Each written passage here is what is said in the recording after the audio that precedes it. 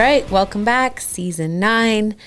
We are going to start off, as we always do, with a review from one of you. Said this last week, going to say it again. Go leave us some reviews, guys. We would love to be able to hear from more of you guys.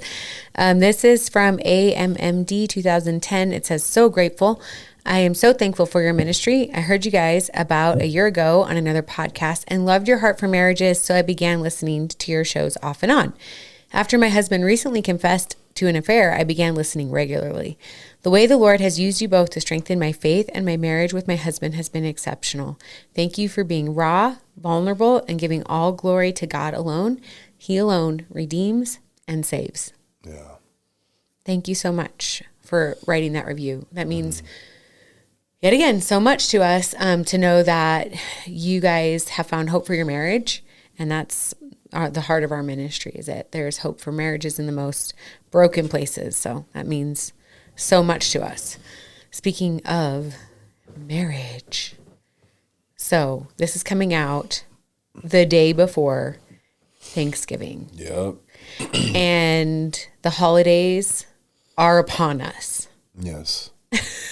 Don't you feel like this year, though, has just like, boom, gone? Gone fast, yeah. No, it has. Like, I really do feel, and I know that I'm not the only one because I've talked to people about this, like, it does feel like time is, like, speeding up. But all the people we talk to, are they older? No. Okay, first of all, Brad.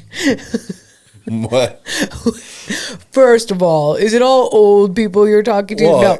I've actually asked, like, the kids, and I've even talked, like, we get a chance to volunteer with, like, the youth and stuff, and I've even talked to some of them, and, like, all of them have felt like it's just going by so fast. Like it seems like it was just Christmas. Listen, if you're listening right now, I just want you to all prove Brad's YouTube face wrong when he said that, and send us a DM and tell us whether or not, or leave a comment on YouTube and tell us whether you also feel like time is speeding up. But ask your kids too, because otherwise Brad's just going to say that you're also another old person. Yeah. And time is speeding up, because that's what old people say. Are you calling me old? I'm older than you. By 1 month, yes. I'm still older than you. Okay. But we do want to take a moment, first of all, just to say that we're really thankful for each and every one of you. Your guys' support, your guys' just reaching out to us and sharing with us, like, your most broken, hurting places, but also your most hopeful and your redemption stories. It's why we do this, and we really are really grateful for the community of people that have surrounded us, loved on us, encouraged us as we've just continued to take steps of faith. So thank you for that. But we also know there's a lot of expectations and tensions and anticipation for the holidays, and we want to kind of address some of those things. And I know Thanksgiving is tomorrow, so a lot of you guys are already like, I wish we would have gotten this a couple of weeks ago so we could have prepared. Right. But I think it's meant to just kind of encompass this whole season, right? Which is, this is basically the start of, for the next month and, couple weeks or whatever, where every single friend group, family group, or whatever it is, your circle, where you work, everybody at this point is trying to get together in some capacity. Like, the rest of the year, you never have people like, let's do, like, get together and have a big meal or whatever else. It's all in this next month that everyone's like Friendsgiving, Christmas celebration, Christmas parties, all the family, all the things. Yeah. There's a lot of pressure to it. Okay. No. I don't feel like there's, I'm sure you don't. Just pick and choose what you want to do. If you are a woman listening to this, no, there is, I do agree that this is an interesting little side note. I do think that men and women approach this season differently. Like, I think the stress level for a typical man, typical. Let's see. Don't get mad at me, all the YouTube people who can see me. I don't think that the pressure is as intense typically in a marriage for the man. Why? In general? In general. Oh, I thought you said for this season. For this season. I'm sorry. Okay, so yes, not... for this season. No, I think that the pressure for a man in general is very high. There's a lot of expectations for. But you think during the husband and father? No, not as much. No. I don't understand that statement. Tell me what would be. I'm not a typical man. Okay. I'm just saying. Thank you. I'm gonna answer, but first, explain. Second, clear. Not typical. Just FYI. If you guys are not subscribed to YouTube, you are missing out. So, when you're thinking of not just Thanksgiving, but like the holiday season, okay, Christmas coming up, all the things. What would be any concern in your head? Me or general? You. Like when you're thinking of, do you have any kind of angst about anything?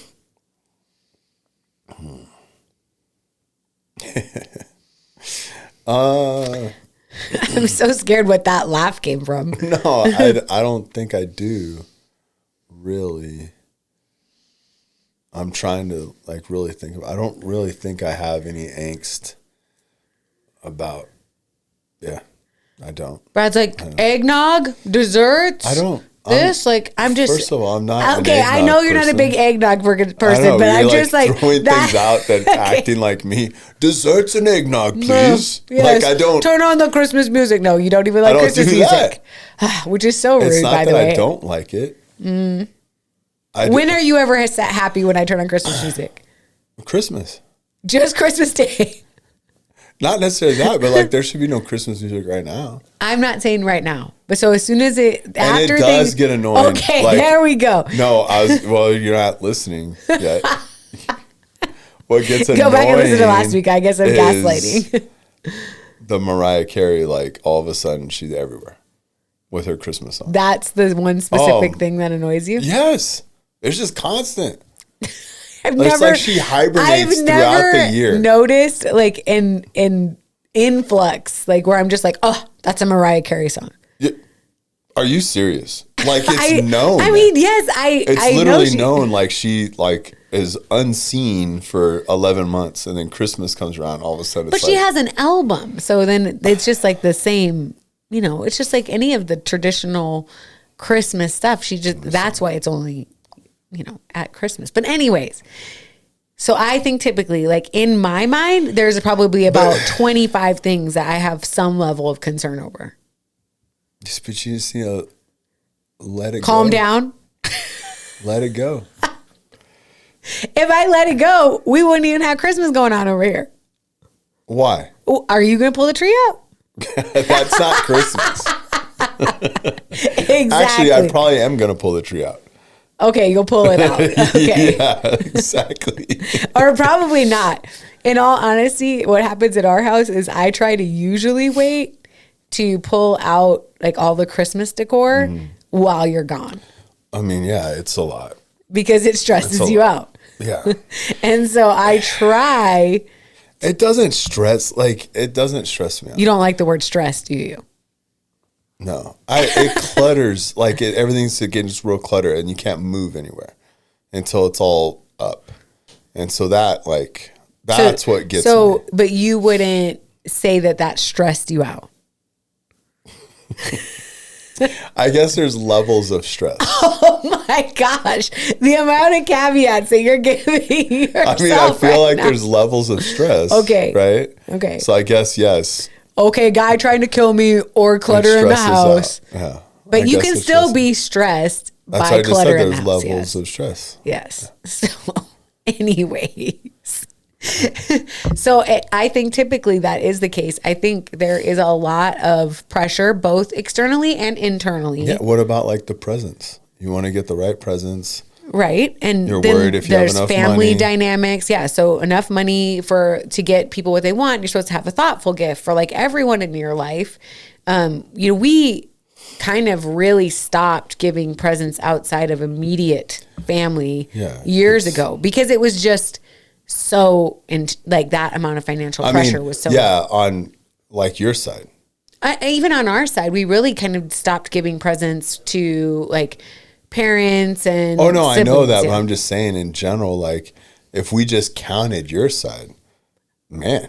Oh yeah, and that's why on my side of the family, presents were never. Remember how I killed that love language for you? Yeah. Yep. See, that's why I don't stress out with Christmas. Exactly. Yeah. You're welcome. Because I'm just like, I starved that. The only thing I expect for Christmas. This is not a bad thing. I'm not making this like, oh, woe's me. Yeah. You know, the only thing I expect for Christmas, during Christmas, I mean, we're on Thanksgiving tomorrow, but during Christmas is your cast iron cinnamon rolls. Yeah. And staying in my PJs for the majority of the day. Yeah. That's it. That's the only thing I expect from Christmas. I don't expect like the boys to get me something. And it's not because they don't get me things. That's not, but I just don't expect that anymore. So that gets, I think, to the heart of what I want to start with. So I do think a lot of the disappointment around the holidays, around Thanksgiving, around Christmas, New Year is the unmet expectations, right? Like, I do think there's this intense amount of pressure that we feel to somehow fulfill like all of these, memories and traditions and, trying to make sure that everybody's happy over here and your house looks, Pinterest worthy, right? And all of these things that there's all these expectations both placed on ourselves and from others. And it really can lead to really this being such a time of anxiety and stress versus a time of gratefulness and celebration. Yeah. And I think that's why even this topic kind of came up, is because our goal for this time of year is to have that attitude of gratitude, right? And also just being thankful for what we do have, but then also that we can celebrate the time that we have, the things that we're doing, all that stuff. Like, we get a chance to actually celebrate that versus getting caught up so much in, basically fulfilling expectations all around us. I think Hallmark has ruined the holidays. That's going to be you're going to stand by that? That's where all these crazy expectations come from. Like, when have I ever sat and watched Hallmark? Not you. Yeah. Just in general. I'm not like, no, not you. But I'm just saying, like, all right, when someone says Thanksgiving, what pops in your head? Yeah, you have like the long table, the big turkey, yeah, perfect settings, perfect setting. Like everyone's clearly smiling. Cloth, like tablecloth, like everything, right, nice. All the chairs are filled. Everyone's dressed like super nice. Obviously, right? Yeah. Like over sweaters. Mm-hmm. Like there's 3 glasses on the table, but you're not even really sure what they're all there for. Like the whole thing, right? Yeah. And then the head of the table, they cut the turkey. Yeah. The person's always like smiling with the knife right above the turkey, and And literally, for us, since 2021. Was that when I got? So I got sick. No, it was 2020 that you got sick that year. Was it? Mm-hmm. I thought it was 21 that I got sick. Mm-mm. You sure? No, it was towards the end of 20. I got COVID. Yeah, it was towards the end of 2020. It was right before Thanksgiving. I thought it was 2021. So I mean, I know what time frame it was. I thought the year though. But anyway, so I got sick. Like I was laid up on the couch, body aches and all that business, and not eating. Yeah. I don't even know how long I didn't eat, but I felt like I was wasting away. Right? And then Thanksgiving's coming around, and my appetite is coming back. If you haven't listened to our last episode, like manipulation, like the TV manipulated me into wanting Whataburger, which if you're not from Texas, you don't get it, so don't even worry about it. So Lisa got me that was the first thing I ate in. Yeah, and it's like in the middle of COVID, right? So I remember we actually, which I never do, I ordered it to be delivered because we were all still feeling sick. That was big time. And I paid the extra. Few bucks. Literally few bucks to have them deliver. Yeah, absolutely. So then the other thing I was craving when it came down to actual Thanksgiving Day, well, before that, you were like, what should we make? And I'm like, I'm just craving meatloaf.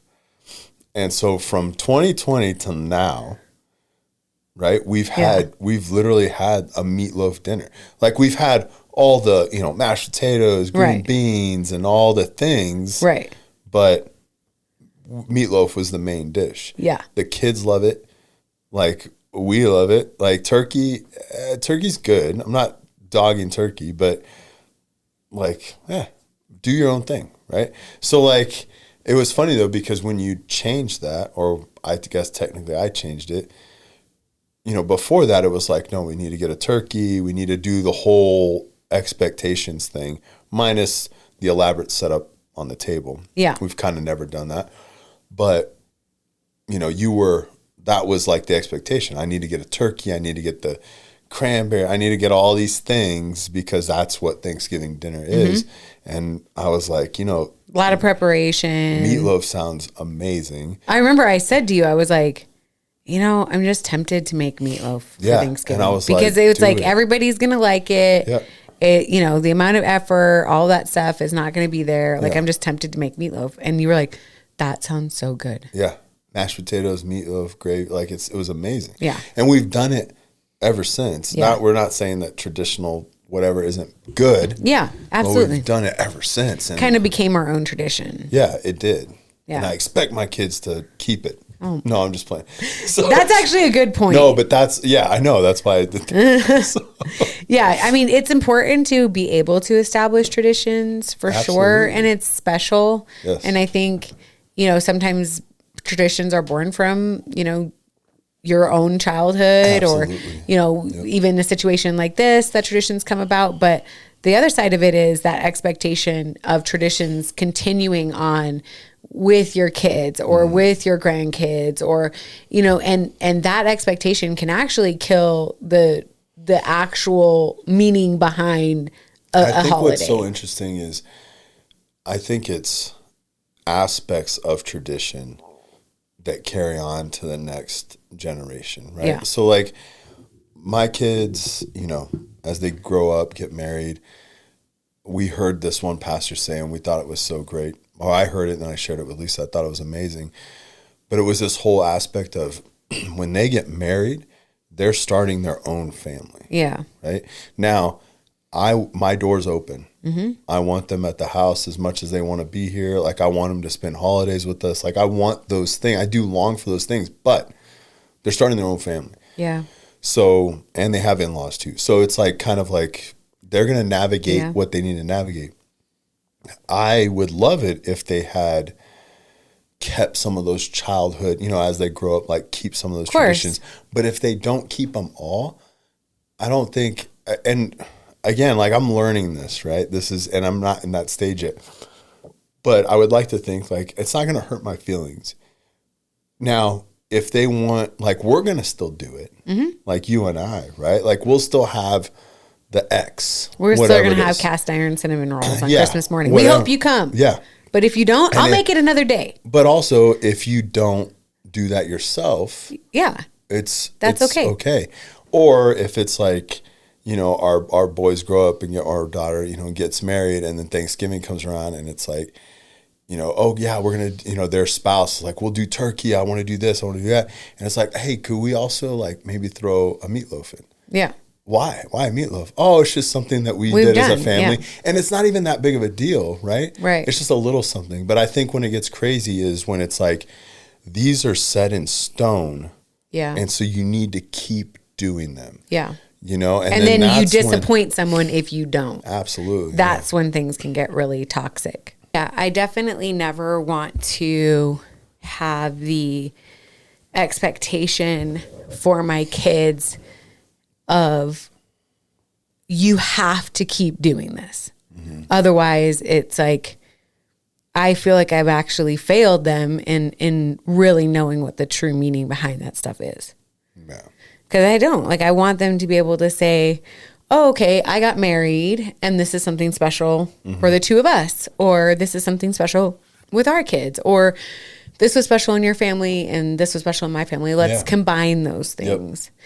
And so, at least in theory, I hope we can handle this well. You know? Yeah, we're not at that stage yet. So yeah, but we know we're approaching it quickly. And honestly, it's something I've been thinking about a lot lately of the type of person that I want to show up for my adult children, right? I want to show them what it really means. Or I want to be the flexible one that says, hey, we'd love to celebrate with you. Hey, does it work better? We can do it on another day, right?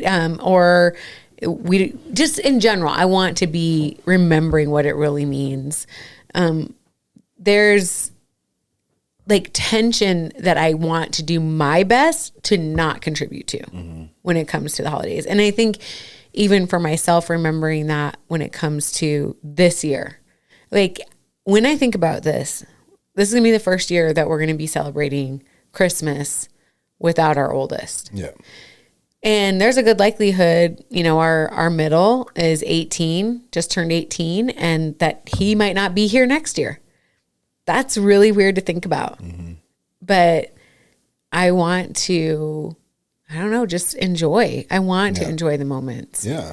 And I want to remember what it really means. And I don't want to hinder like my kids' dreams or my kids' aspirations or the traditions they might have. So managing expectations. There's a verse, Proverbs 16:3, and it says, commit your work to the Lord and your plans will be established. So when it comes to like tomorrow's Thanksgiving, and if you're listening to this and maybe you're hosting or you're going somewhere, I would definitely set your mind on letting go of perfection.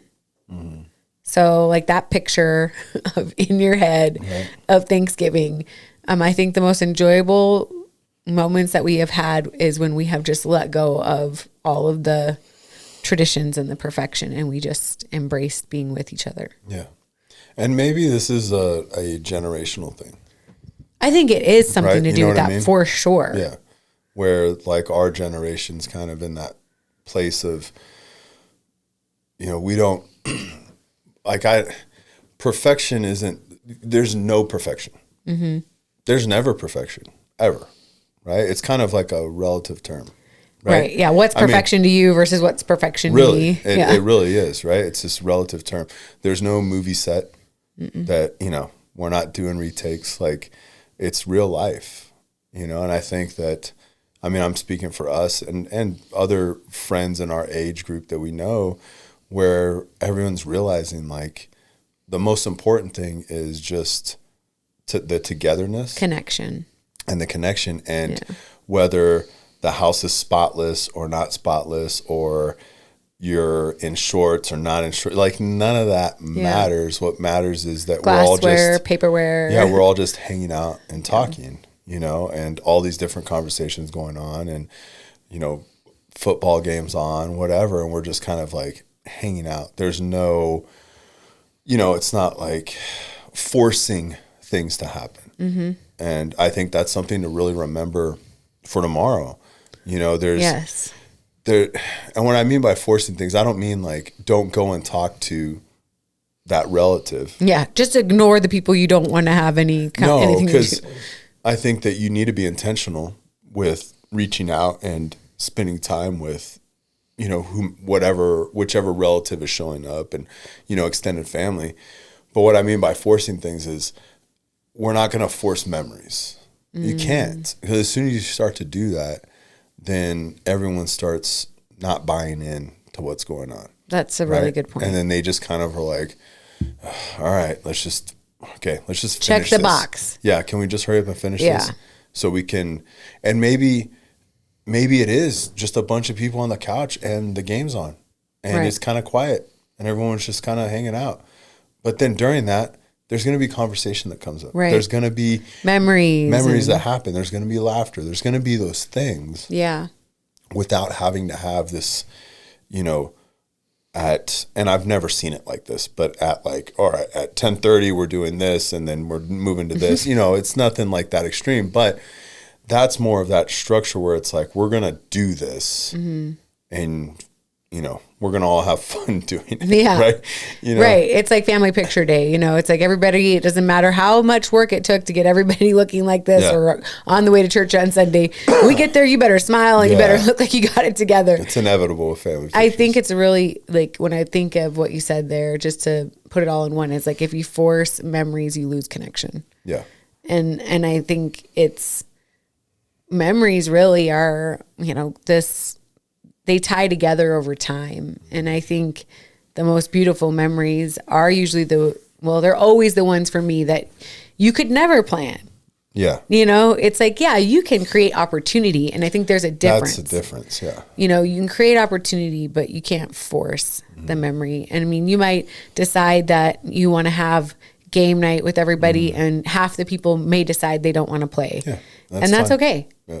And so letting that happen naturally. Like one of my more recent memories I thought was hilarious is we were at my parents' for Thanksgiving, and I think the food took a little longer than was supposed to, and we're in another room that's kind of like you'd have to leave the room to see the TV. Yeah, right? It's like a dining room that's off from the main area. And whether you guys like it or not, like I grew up a Cowboys fan, Dallas Cowboys. You still is a Cowboys fan. I still am. Like I grew up, and I know since the 90s, it's been rough. I know. It's been rough. Why do I still do this to myself? My kids don't even know what the 90s was like. They're just Cowboys, like, we're Cowboys fans, and they've never been good. Great. Yeah.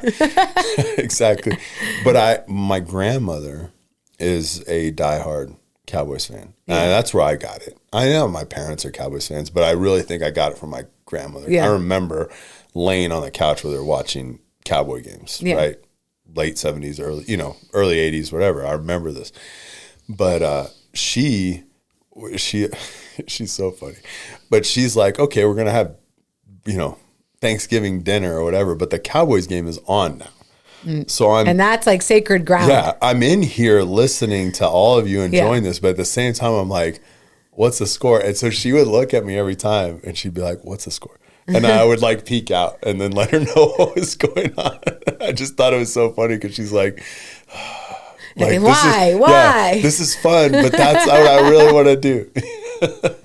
Yeah. But those are just like, that wasn't a forced thing. It just happened. And I think the majority of memories that you have as a family and having fun and laughing, I mean, like laughing where you can't stop laughing and all those things, there's opportunity that's made, but there's nothing that's ever forced. Yeah. And I just think that's otherwise you create a memory of that forced connection. Forced. Yeah.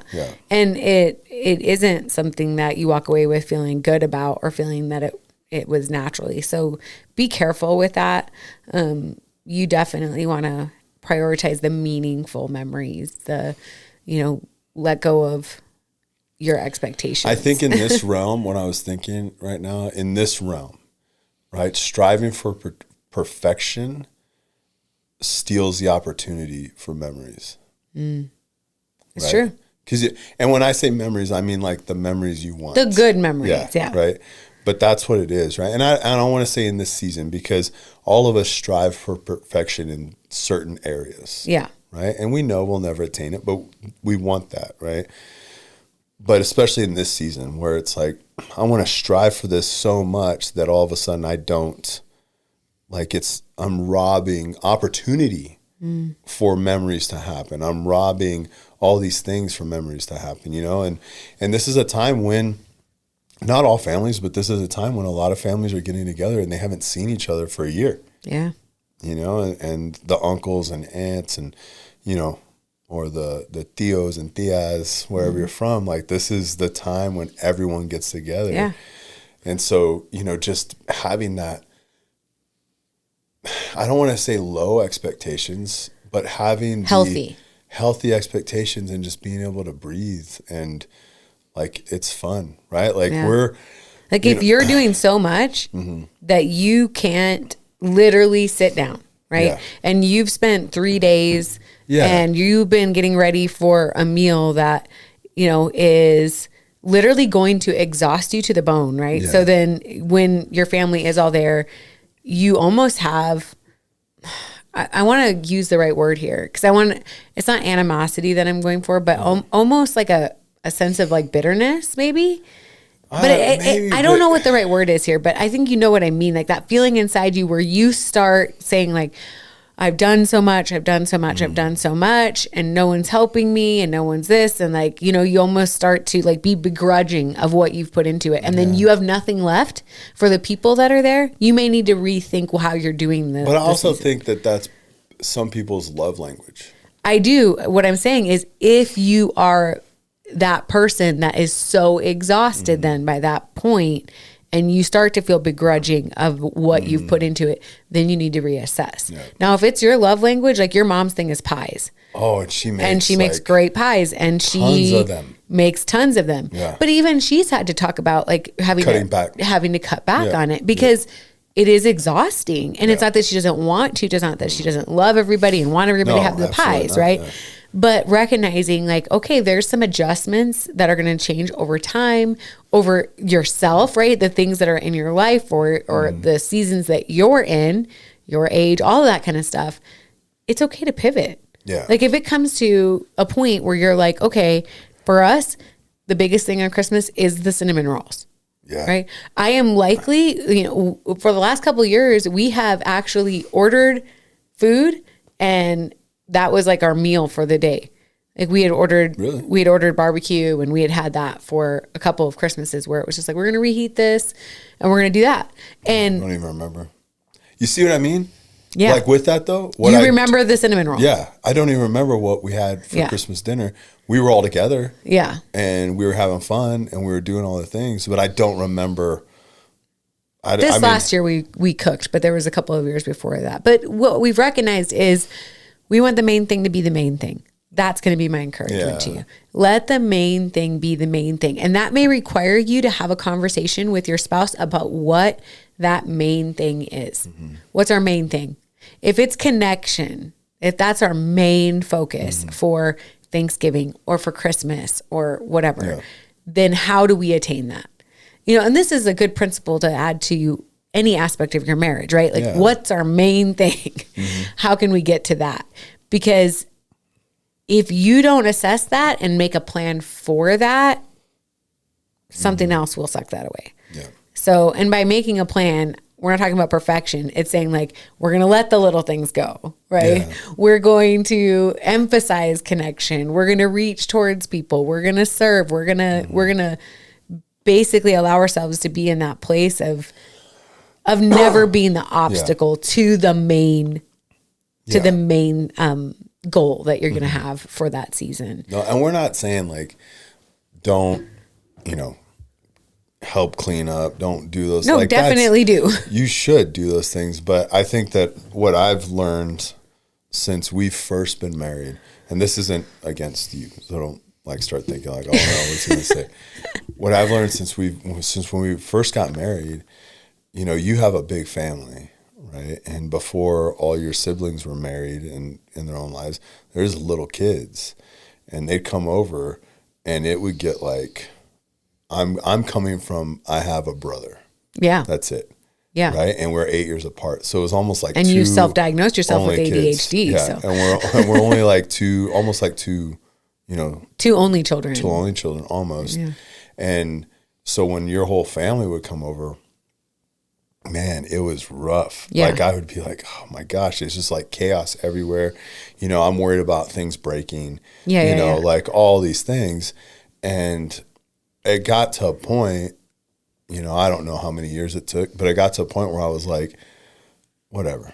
Like, okay, if that breaks, like, it'll be okay. I'm going to have to get another one. Yeah. But it's going to be okay. Right. Like if, this happens or right now, this is what's going on, like, it's going to be all right. Like, I just have to, and I've gotten a lot better at it for sure than when we first got married. And even now, like, there are still things that bother me when there's a lot of chaos, but overall I think I'm pretty good at just hanging out, just like letting it go. Yeah. You've definitely gotten significantly better, because that was difficult as a spouse. You want to invite your family in, or you want to be able to integrate families. And when your spouse and you see their stress level going up, it has an impact on you, and vice versa. When you see me stressed out over preparation or anything else, like it has an impact on you too. Yeah. So are there topics that should stay away, like the old adage of like Politics no and religion. and politics at family gatherings. I just recently heard something about this because it was like interesting to me. Like they said, always avoid those things, but then they were talking about but why would you avoid the things that have like the greatest level of influence on your life? But I think these things can be done if your main goal is connection, right? Then you have to have your conversations that are not meant to be divisive. Yeah, if you're trying to be offensive, Yeah. then don't do it. But I would say this, like, I don't think that there's topics that are off the table. Well, okay, we're fortunate, right, that our families all serve God. Yeah. We're fortunate in that, right? Yeah. Now, what if we weren't like that?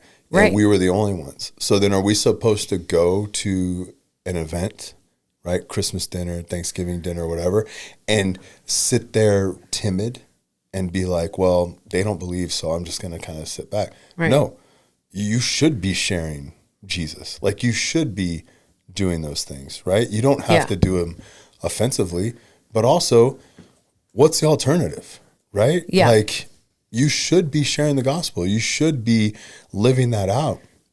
Yeah, absolutely. I know that there's extended family of mine that probably are like, you know, on the fence people, right? You know, which is not good, period. There's no excuse for that. But when we go to events, are we ever shrieking back what we believe? No, because you want to shine for Jesus no matter where you are. Yeah. But shining for Jesus does not mean that you're going to go and create contention wherever you go. And that's what some people are doing when it comes to like, hey, I'm right, you're wrong. You know, I voted this way, you voted that way. You know, like these are things that are not going to be helpful in creating connection. But you should absolutely shine for Jesus, especially when you're with family members that do not operate in that worldview. It's an opportunity for you to be a witness. And I would say like some of the simplest ways that you can be a witness, literally your language. Oh yeah. You know, like to get back to that, like if you want to act different, you got to be different, right? Like the little things like your language, you know, how it is that you are, you know, how you're even handling viewpoints that are not like yours reflects Jesus. It's like, okay, well, your view might be different from mine. I can still love you. I don't have to agree with you. No, absolutely. There's a distinction there. The language thing always gets me every time you bring that up. Like it fires me up all the time because all the people that will excuse cussing, even though they're, you know, Christian, right? They'll excuse cussing because it's no big deal. It's just words. And I'm like, but you're reflecting the world. Yeah. Right? Like, and I mean, there's verses that talk about crude language. Of course, you know, all these things like that. And we understand the sanctification process, so don't misunderstand us. But no, but I've been in settings with certain individuals where they like will cuss, and the only reason they say anything different is because they're at church.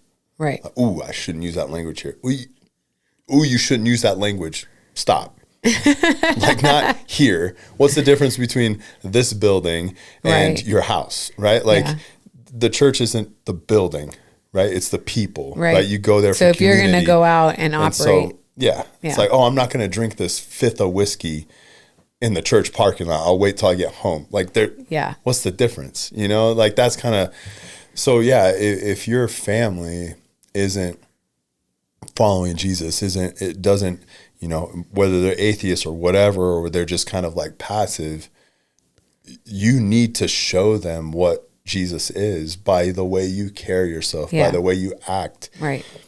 Everything you do, they should be able to look at you and know that there's something different. And I think that's what the biggest thing is, you know, minus can be in the world, don't reflect it. Yeah. There's verses that go with what we're saying, but minus that, it's like, I want people to see me and see different. Yeah, absolutely. And if they don't see different, then I need to figure that out. Yeah. Like if I'm at work and there's certain individuals there that aren't uncomfortable around me, then there's a problem. Yeah. Because they should be, because the way they're acting. Like there should be this, you know, change, right? Like I shouldn't. It goes back to what I said, I don't know, a few seasons ago. Like if I'm at church and someone from work shows up, Yeah. they better not be surprised that they see me there. Right. You know, Yeah. they might be surprised that they see me at that church, but they shouldn't be like, "Oh, you go to church?" Yeah. No, it should be like, "Oh, that makes sense. I expect to see you here. I didn't realize Yeah. it was this church you went to or whatever, Right. but that makes sense." Or, you know, I shouldn't look at someone walking in the church and be like, "Oh no, They know who they I know really who am. yeah, exactly. Like And that's that's scary then. If someone thinks like, "Oh, I know who you really are." Yeah. Not that we don't have mistakes, all that kind of stuff, but you know what we're saying. So keep the heart of Thanksgiving, manage expectations. This one I think is actually really healthy, is set boundaries. It talks about let your yes be your yes, your no be your no. This can be done in a healthy way. But you're always wanting to protect peace and relationship when you set a boundary. Yeah. And I think that's the caveat with that. It's not that you're just coming in and going like, it's going to be my way, my way, my way, my way.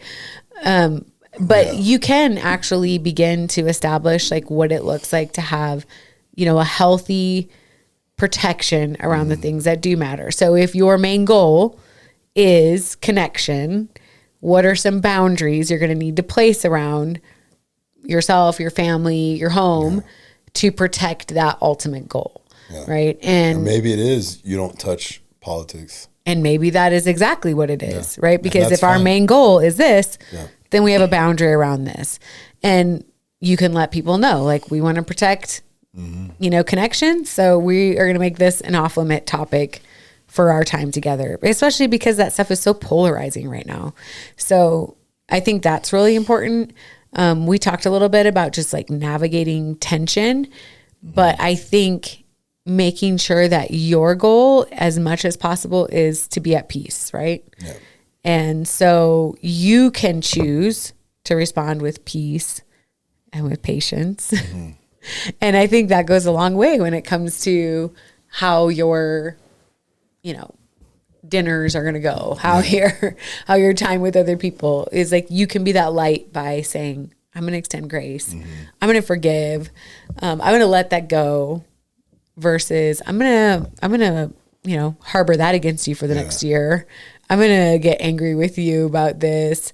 You failed me here. Yeah. I did more than you. Like, those things are going to be toxic to the season. Yeah. Yes. Overcoming stress is another one, and we talked about that a little bit. But one of the things that I think is important is the simplifying the tasks if you need to. And I'm talking to myself with that as well. Okay, if there's something I got to let go, I got to let it go. So you're not going to make little tiny sourdough turkeys? No. No? Okay. I'm just checking. Brad likes to send me all the various videos that show how to make little sourdough turkeys. And I'm all for it if he wants to make it. And if you guys would like to see Brad attempt to make a sourdough turkey, I'll make it. let him know. I'll do it. Okay, baby. Do it. Just get the starter going and I'll figure the Just rest do. out. Huh? Starter's going, baby. All right. It is that part is done. I'll make little sourdough turkeys. You watch. I'm excited. Opportunity for laughter. Yes. That's what you're thinking. I'm excited to see how this is going to go. Yeah. It'll be good. Yeah. And I think that is actually another thing I want to mention is I think you have to, in the managing expectations, you have to ask for help when you need it. Absolutely. And not only ask for help, but be able to laugh. Yes. Right? Be able to laugh. So I have a great memory. And you'll have to fill in the holes. Okay. All right. Remember Christmas in DC when my parents were up there. Right? And we're all in that townhouse. Yeah. Whatever they used to live. A lot of And people, little space. A lot of people, little space. You know, some tension, laughter, like, you know, the whole gambit of, I mean, that's just what happens. There's nothing wrong with it. That's just what happens. But I remember Christmas dinner. I can't remember what happened. I think it was the ham had gotten burned. Something happened, and I can't remember fully. But what I do remember is We all got dressed, packed it up, drove and found a Chinese, only open restaurant. only open restaurant, Chinese restaurant.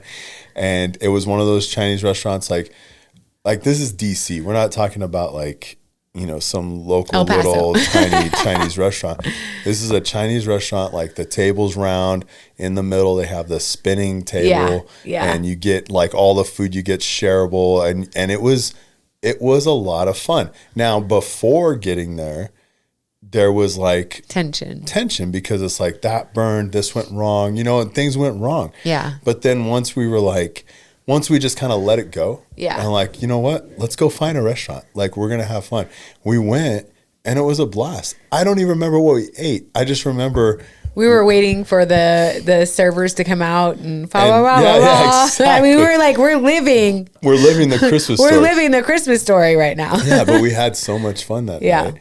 And so I think the big thing with that is you want something to happen, but also be able to be adaptable. Yeah, to whatever it is, right? Like flow with it. And I'm not saying like go with the flow in the sense of like some hippie that's just like, whatever happens, happens. I'm not saying that at all because I don't like that. Yeah. But I'm saying that you can go with the flow, right? There's pivot. Yeah. There's, you know. The turkey's going to burn one year. Yeah. And it's okay. And it's all right. You know what? Pack it up. Let's go do something else. The pies are going to taste terrible. Let's order some pizzas. Yeah. You know, whatever it is. But that's going to be a memory. That's what I was going to say. It's actually usually those things that kind of are a step outside of tradition that become a sticking point in our memories. Like it's like the meatloaf, right? It's a sticking point in our memory because every year before that, it was always the traditional turkey, right? Like that's just what you did. And there was nothing wrong with it. And there was nothing wrong with it, but it's a sticking point for us because it was a change in that. And then that Christmas, same thing, even though there were things that went wrong that led us to that, it's a sticking point because it was embraced and we did something different. Yeah. And so it's like, oh, you remember the crazy time when all of it went wrong and we all went and ate, you know? And it's like, yeah, that was fun. Yeah.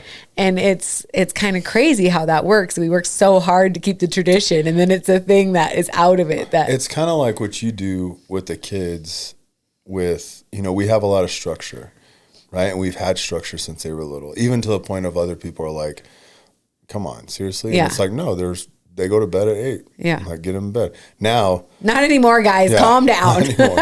Now, like about 9, they go upstairs. Like, that's it. Just so we can have our time, you know. Or 10. Or 10. But no, like you'll randomly do something that's out of the norm. Yeah. And that's huge. You know, I think one time you ordered a bunch of pizza late at night. Yeah. And that they was still like, talk about it, how shocking they still that was. talk about that. But that's because we had these, you know, systems or whatever you want to call it, traditions for this time of year, however you want to put it, you know, structure. And then when we stepped out of that on purpose, it creates this huge. Whoa. I didn't expect that, you know? Yeah. And it's this memory that like the pizza one still talked about today. Yeah. I don't sing, right? Like, I'm not a singer. I'm not blessed with that. My kids can sing. Lisa can sing. I'm not a musician. I could play the radio. Like that's it, right? Like I'm not any of those. And one time we were driving to San Antonio to visit my parents, and for whatever reason there was 90s music on. I don't even remember what it was. It was all songs that I grew up to or went to high school to, right? Like that era. And I started singing them. And the kids thought it was the best thing ever. Oh, still talk about it. They still talk about it today. And I'm like, guys, I'm singing and dancing in Every this car, day. like literally every time I'm in the car with them. I'm doing something obnoxious, like literally. And they're just like, that's normal. Like mom's like totally jamming out, embarrassing herself, like dancing, rapping, all the things. Dad one time busts like 2 lines of a song. You're like, oh my gosh, Dad's singing. I nailed that song too.